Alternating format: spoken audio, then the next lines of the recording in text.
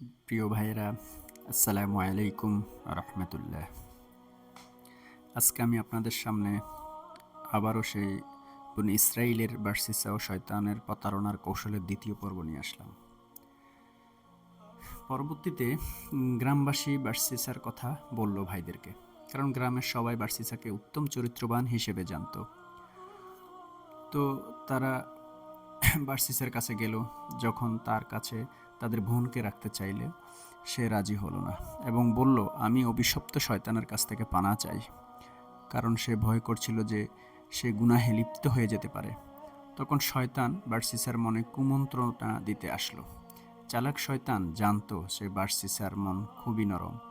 সে কানে কানে বার্সিসাকে বলল, তারা যদি ভালো কাউকে তাদের বোনের জন্য খুঁজে না পায় এবং খারাপ কারো কাছে মেয়েটিকে রেখে যায়, তখন কি হবে? এই পরিণতি কি তোমার ভুলের জন্য নয়? বার্সিসা বুঝতে পারেনি যে এটি শয়তানের কুমন্ত্রণা ছিল। মানুষের প্রতি দরদের কারণে মেয়েটিকে সে সাহায্য করতে রাজি হলো। সে মেয়েটিকে গির্জার বিপরীতে একটি ঘরে থাকতে দিল। গির্জার সামনে মেয়েটির জন্য খাবার রেখে আসা হতো। মেয়েটি নিজে এসে খাবার নিয়ে যেত। বার্সিসার সাথে তার দেখা হতো না।